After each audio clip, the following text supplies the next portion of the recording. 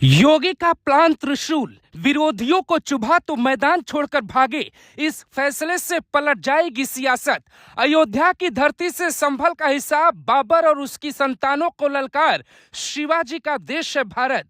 त्रिशूल से जो टकराएगा वो सियासत में बुरा मारा जाएगा।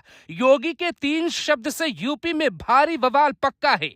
त्रिपुरा की धरती से योगी ने सुदर्शन चक्र का जिक्र किया था, वो बात काफी पुरानी हो चुकी है। अब योगी ने फिर से त्रिशूल का जिक्र कर दिया। इस बार त्रिशूल बाबर की औलादों पे चलाया है। सियासत में योगी ने डीएनए रिपोर्ट पे कुछ ऐसा कह दिया है कि यूपी के 20 करोड़ मुसलमान परेशान हैं। सुदर्शन चक्र, त्रिशूल, तलवार की बात अचानक यूपी में योगी क्यों करने लगे? महाराष्ट्र में देवेंद्र फडणवीस ने कहा, हमारी तलवार भी म्यान से बाहर है, पलटवार के लिए तैयार है। योगी ने त्रिपुरा में कहा, सुदर्शन चक्र उठाने का वक्त आ गया है, हमें तैयार रहना होगा, पलटवार करना होगा। अचानक डीएनए की बात, बाबर का नाम, अखिलेश यादव और राहुल को बाबर का डीएनए क्यों बता दिया? इस रिपोर्ट में आप ये भी समझेंगे कि योगी अब आगे क्या करने वाले हैं। क्या यूपी में हिंदू मुसलमान का मुद्दा और आगे बढ़ेगा या फिर कुछ ऐसा होगा जिसकी उम्मीद शायद विरोधियों को भी नहीं है? इस बात को इस रिपोर्ट में समझाते हैं। कहते हैं कि यूपी की सियासत ही अब दिल्ली की हवा का रुख तय कर पाएगी। 2027 में योगी की कठिन अग्नि परीक्षा है।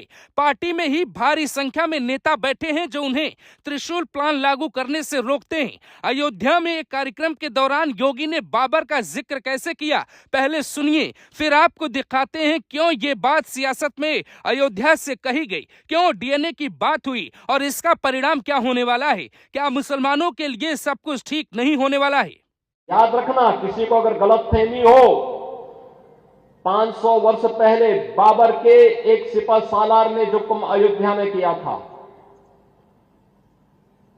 जो काम संभल में किया था और जो काम आज बांग्लादेश के अंदर हो रहा है, तीनों की प्रकृति, तीनों का डीएनए एक जैसा है। गलतफहमी में मत रहना। कहते हैं कि सीएम योगी भविष्य की राजनीति को भांपकर बयान देते हैं या कोई राजनीतिक कदम चलते हैं तो उसके पीछे पूरी प्लानिंग होती है। उन्होंने साल 2002 में भांप लिया था कि एक दिन हिंदुस्तान में सनातन की राजनीति होगी। अब साल 2024 में समझ लिया है कि उन्हें आगे क्या करना है। संवैधानिक कुर्सी पे बैठकर योगी का फैसला है कि वो हिंदुत्व की बात करेंगे। किसी को बुरा लगे तो वोट ना करे, किसी मुसलमान का नुकसान नहीं करेंगे, लेकिन अगर कोई मुस्लिम उन्हें छेड़ेगा तो को कायदे में लाना ही होगा। सीधे तौर पे योगी ने फाइनल फैसला कर लिया है। आरएसएस के 3 शब्द हैं, गाय, गंगा और जमीन की बात करनी है। गाय यानी गौ रक्षा करनी होगी, गाय की रक्षा की बात होगी और जमीन मतलब वक्त पर एक्शन होगा। इसीलिए योगी ने अयोध्या से बाहर, अयोध्या, संभल और बांग्लादेश के हालात को जोड़कर ऐलान किया कि ये नया हिंदुस्तान है। वो यूपी के सीएम हैं, उनकी जिम्मेदारी है वो कैसे यूपी से बाबर की सोच और नाम दोनों मिटाते हैं। आने वाले वक्त में क्या होने वाला है, जरा उन तस्वीरों को भी देखिए। कई शहरों के नाम बदले जाएंगे, खुलकर बात होगी। अखिलेश मुसलमानों के साथ, योगी हिंदुओं के साथ। डीएनए की बात हुई तो ये आगे भी बढ़ेगी। योगी ने साफ इशारा किया है कि बाबर का नाम मिटा कर रहूंगा। हमारे देश में भारी संख्या में कुछ लोग बाबर को पूर्वज मानते हैं। किताबों में पढ़ाया गया है कि बाबर महान था, तब कांग्रेस की सरकार थी, लेकिन सच यह है कि बाबर ने कहानी पलट दी, पूरी सोच बदल दी। मंदिरों पे मस्जिद बनवाई, खाली जमीन पे मजार, जहां हिंदुओं का इलाका था वहां भाईजान को बसाया, शहर का नक्शा बदला, शहर का नाम। अगर भारत का दुश्मन बाबर भारत का नक्शा बदलने में कामयाब रहा तो फिर योगी क्यों नहीं कर सकते?